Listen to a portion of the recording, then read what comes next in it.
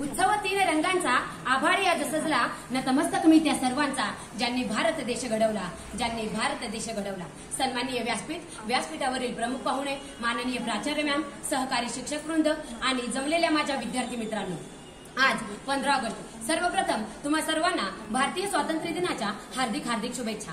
15 August 1947 रोजी आपला भारत देश स्वतंत्र झाला। हे स्वातंत्र्य आम्हा सहजासहजी मिळालेलं नाही। हे स्वातंत्र्य मिळण्यासाठी अनेक शूरवीरांनी आपल्या प्राणांची आहुती दिली। त्यामध्ये महात्मा गांधी, बाबासाहेब आंबेडकर, सुभाषचंद्र बोस, चंद्रशेखर आझाद, भगतसिंग, सुखदेव, राजगुरू अशा अनेकांनी आपल्या प्राणांची आहुती दिली आणि या देशाला स्वातंत्र्य मिळवून दिलं। तोच आजचा पवित्र दिवस। तुम्हाला माहितच आहे, चंद्रावर पहिलं पाऊल ठेवणारा पहिला भारतीय म्हणजे राकेश शर्मा। राकेश शर्मा ज्यावेळेस चंद्रावरून परत आले तेव्हा त्यांची भेट माननीय इंदिरा गांधी यांच्याशी झाली। माननीय इंदिरा गांधी यांनी त्यांना प्रश्न विचारला, राकेशजी तुम्ही चंद्रावर गेलात, चंद्रावरून तुम्हाला संपूर्ण देश दिसले, प्रत्येक देश तुम्हाला निरनिराळा दिसला असेल, सांगा पाहू आमचा भारत देश तुम्हाला कसा दिसला? त्यावेळेस राकेश शर्मांनी जे उत्तर दिलं त्याने सर्वांचं मन भरून गेलं। राकेशजी म्हणाले, सारे जहां से अच्छा हिंदोस्तां हमारा। अरे आहेच माझा भारत देश सर्वांपेक्षा निराळा। अरे एखादा कोरा कागद तोपर्यंत सुंदर दिसत नाही जोपर्यंत एखादा चित्रकार त्यावर चित्र काढून ते रंगवत नाही।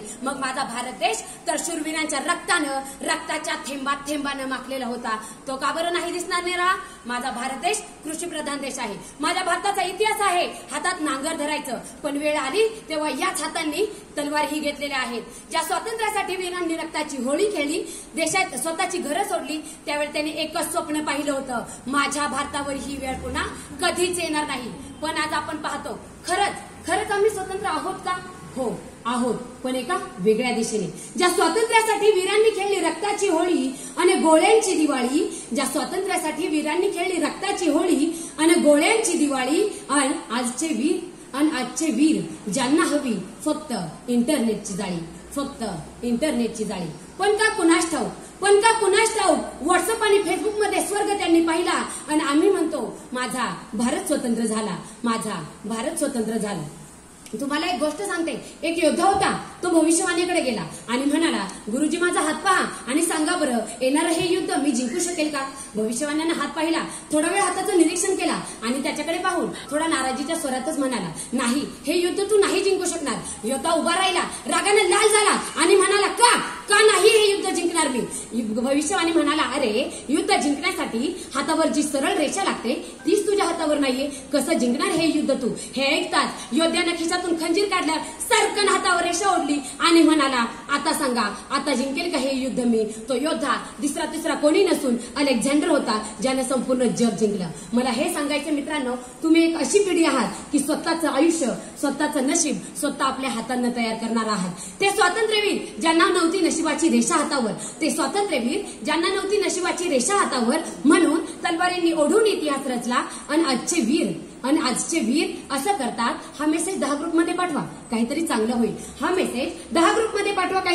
होईल, ही अपेक्षा ठेवून बसला आणि आम्ही म्हणतो माझा भारत स्वतंत्र झाला। अरे ज्या देशात गरजत होते जय हिंद इन्कलाबचे नारे त्याच देशात गरजत आहेत गुलाबी साडी आणि लाली लाल दिसते मी भारी राजा फोटो माझा काढ, आणि आम्ही म्हणतो माझा भारत स्वतंत्र झाला। अरे बाबासाहेब आंबेडकर ज्यावेळी शाळेत जायचे तेव्हा त्यांच्या जातीवरून लोक त्यांना अडवायचे, वाईट साईड बोलायचे। अरे लोक ज्यांना खूप रडवत होते तेच या लोकांना घडवून गेले आणि वर्गाच्या बाहेर बसून सुद्धा ते या देशाचं संविधान लिहून गेले। आज आपण पाहतो आपला नवजवान ज्याच्या खांद्यावर समाज निर्मितीची जबाबदारी दिलेली आहे, ज्याच्या खांद्यावर जबाबदारीचं ओझं आहे, समाज निर्मितीची, राष्ट्र निर्मितीची, राष्ट्रात एकता निर्माण करण्याची जबाबदारी दिलेली आहे, तो नवजवान आज काय करतो? त्याला काय पाहिजे? मोबाईलच्या नादात पबजीवर गेम खेळत रात्रीचा दिवस आणि दिवसाची रात्र करतो। आज माझ्या नवजवानाला काय पाहिजे? डोळ्यावर गॉगल, पायात ब्रँडेड शूज, हातात मोबाईल, कानात हेडफोन आणि फिरवायला छान गाडी पाहिजे। अरे आज तो दिवस आहे देशाच्या स्वातंत्र्यासाठी, जमिनीच्या इंच तुकड्यासाठी कित्येक शूरवीरांनी आपल्या प्राणांची आहुती दिली। हे माझ्या नवजवानांना का समजत नाहीये? आम्हाला 1947 पासून स्वातंत्र्य मिळाले। खरंच एकदा विचार करा, आपण स्वतंत्र आहोत का? हो आहोत। मी तर म्हणेल 100% आहोत। आम्हाला स्वातंत्र्य मिळाले 8वी पर्यंत पास होण्याचं, आम्हाला स्वातंत्र्य मिळाले टीचर ओरडल्यावर घरी तो नौजवान आज काय करतो, त्याला काय पाहिजे? मोबाईलच्या नादात पबजीवर गेम खेळाय रात्रीचा दिवस आणि दिवसाची रात्र करतो. आज माझ्या नौजवानाला काय पाहिजे? डोळ्यावर गॉगल, पायात ब्रँडेड शूज, हातात मोबाईल, कानात हेडफोन आणि फिरवायला छान छान गाडी पाहिजे. अरे आज तो दिवस आहे देशाच्या स्वातंत्र्यासाठी, जमिनीच्या इंच इंच तुकड्यासाठी कित्येक शूरवीरांनी आपल्या प्राणांची आहुती दिली. हे माझ्या नौजवानांना का समजत नाहीये? आम्हाला 1947 पासून स्वातंत्र्य मिळाले. खरंच एकदा विचार करा, आपण स्वतंत्र आहोत का? हो हो आहोत. मी तर म्हणेन 100% आहोत. आम्हाला स्वातंत्र्य मिळाले. आम्हाला स्वातंत्र्य मिळाले 8वी पर्यंत पास होण्याचं. आम्हाला स्वातंत्र्य मिळाले टीचर ओरडल्यावर घरी जाऊन सांगायचं. आम्हाला स्वातंत्र्य मिळालंय स्वतःचा मोबाईल फोन घेऊन दिवस रात्र मोबाईल पाहण्याचं. एकदा विचार करा मुलांनो, मिळालंय हे स्वातंत्र्य खरंच तुमच्या उपयोगाचं आहे का?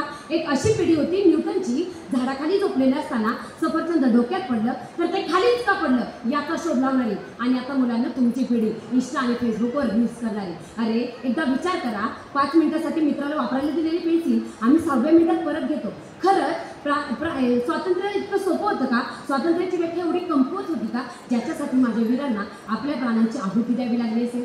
वाढदिवस असला की आम्ही आमच्या मुलांना प्रश्न विचारतो, what do you want to become in your life? आमची 90% मुलं एकच उत्तर देतात, I want to become a policeman, I want to become a soldier. पण दुसऱ्या मजल्यापर्यंत बॅग घेऊन जाणारा पोलिसमॅन अर्धा वाकलेला असतो आणि टीचर ओरडल्यावर मुळमुळ रडणारा माझा सोल्जर कसे झेली बांबूचे फुटके. अरे जोपर्यंत तुमच्या ओठावरची ताकद तुमच्या मनगटात येत नाही तोपर्यंत काहीही साध्य होणार नाही. तुम्ही म्हणाल मग आता आम्ही तलवारी घेऊन लढाया करायच्या का, युद्ध करायचे का? अरे छे, तलवारी तर कधीच हद्दपार झालेल्या आहेत. हातात जी लेखणी आहे तीच मोठी तलवार आहे. ती हातात घ्या आणि तुझं आयुष्य घड. चांद्रयान 3 तर वरती गेलेलंच आहे. चांद्रयान 4ची जबाबदारी मुलांना तुमच्या खांद्यावर आहे. स्वातंत्र्य म्हणजे काय? स्वातंत्र्याचं उत्तम उदाहरण म्हणजे आकाशात स्वच्छंदपणे फिरणारा पक्षी, ज्याला कुठलीही आडकाठी नसते, तो कुठेही संचार करू शकतो. पण मुक्त आकाश म्हणजे कुठेही जायचं नसतं, त्याचाही एक दिनक्रम असतो. म्हणजे मिळालेल्या स्वातंत्र्याचा योग्य उपभोग घ्या आणि आपलं आयुष्य घडवा. पक्षी आकाशात हिंडतात तेव्हा त्यांना वाटा नसतात. पक्षी आकाशात हिंडतात तेव्हा त्यांना वाटा नसतात. प्रत्येक पक्षाला आपली वाट आपल्या अंतःकरणातून तयार करावी लागते. त्याप्रमाणे या सुंदर जीवनाचा जीवनमार्ग तुम्हाला तयार करायचा आहे. आज मला अभिमान वाटतोय, माझ्या भारताला स्वातंत्र्य होऊन 78 वर्ष पूर्ण झाली आणि हे स्वातंत्र्य आज जसं जसं मिळतंय, जसं जसं वर्ष वाढत चालले तसं तसं माझा भारत देश अधिक तरुण व्हायला लागलाय. आणि या तरुण भारताची जबाबदारी मुलांना तुमच्या खांद्यावर आहे. आजही भारतामध्ये अनेक समस्या आहेत. त्यामध्ये महागाई, बेरोजगारी, गरिबी, भ्रष्टाचार, सैनिकांची समस्या, शेतकऱ्यांची समस्या, यावर तुम्हाला उपाययोजना करायच्या आहेत.